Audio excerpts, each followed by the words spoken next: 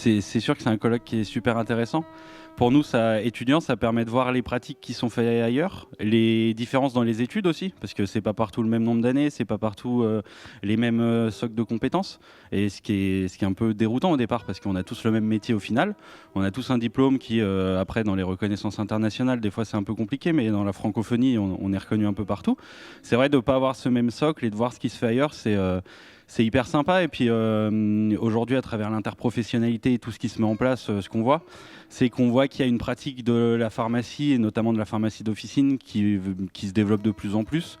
Et il y a des nouvelles missions et un apport de possibilités qui est assez énorme. Et ça, c'est être dans ce changement-là en tant qu'étudiant, c'est vrai que c'est hyper motivant. Et ça donne vraiment envie de s'investir pour aller vers ce genre de choses. Oui, enfin, je rebondirai sur ce qu'a dit Nathan, c'est-à-dire que à la fois, c'est intéressant de se rendre compte à quel point, avec cette conférence qui est internationale, même si elle reste francophone, les pratiques sont différentes.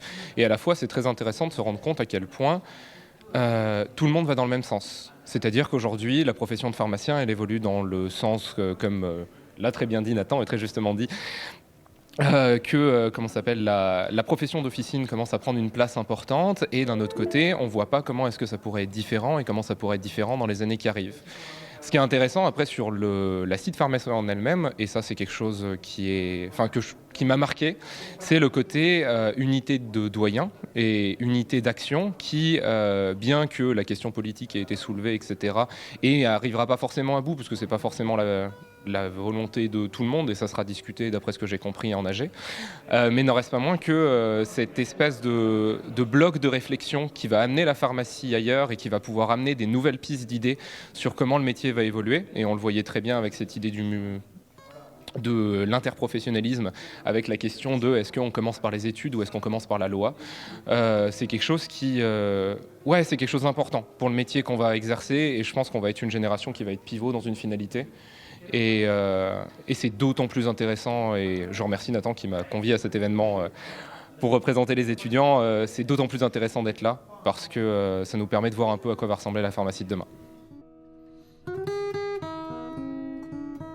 Doyen, c'est un rôle qui, je pense, est assez dur à avoir, et c'est un travail quand même de tous les instants. Et moi, je fais partie du bureau de direction, je suis représentant étudiant au bureau de direction. Donc, je travaille beaucoup avec le doyen et le vice-doyen de la fac, et c'est vrai que c'est un boulot qui prend énormément de temps, donc il y a forcément ce dynamisme. Puis, je pense qu'il y a le recul aussi de leurs années de pratique. Qui fait qu'ils ont une vision de la pharmacie qui est très claire et qui est très précise. Et puis, ils sont forcément dans ce monde qui est en mouvement.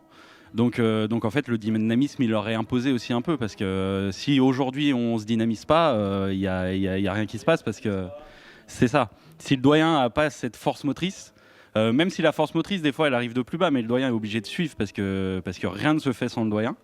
Et c'est vrai que c'est ça qu'on voit aussi qui est super, c'est que des fois les initiatives, ça part de 2-3 enseignants qui veulent mettre un truc en place et qui se disent peut-être que l'enseignement, ce serait bien de le faire comme ça et plus comme on le faisait il y a 50 ans. Et le fait que les doyens en majorité suivent ces dynamiques, je pense que c'est hyper important, et ça permet à nous d'avoir une expérience d'étudiant qui est vachement différente de ce qu'ont connu nos prédécesseurs.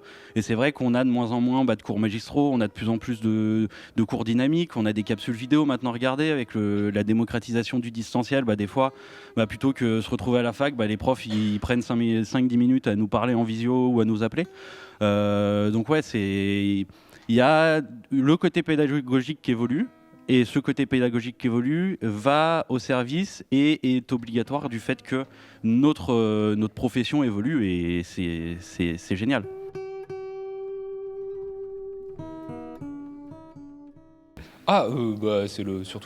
C'est surtout le président de site Pharmef, de la site Pharmef. Donc forcément, à partir de là, il se place bien.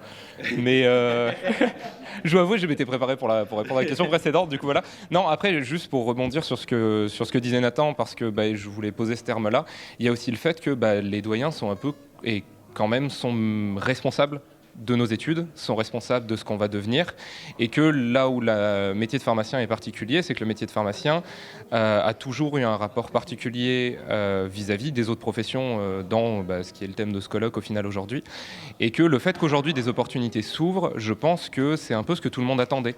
On en discutait là récemment avec un professeur pendant le buffet. Il s'avère qu'il nous confiait que ça faisait 40 ans, par exemple, que lui rêvait des opportunités qui sont ouvertes avec le Covid et qu'elles sont toutes arrivées maintenant. Et quant à Michel Sèvres, évidemment, meilleur doyen de France. Ouais, je dirais la même chose sur le doyen. C'est un des meilleurs doyens. Je dis pas seulement ça parce que je travaille avec, mais non, je pense qu'il a cette capacité aussi à s'investir dans pas mal de choses via la Cid Pharmep, via la UF. Et je pense qu'il a compris aussi que pour être moteur de ce côté-là, il faut passer aussi par là. Parce que certes, la profession change, mais du coup, la fac et l'université doivent s'adapter. Et il y a une inertie immense sur ce genre de structure pour faire bouger les choses.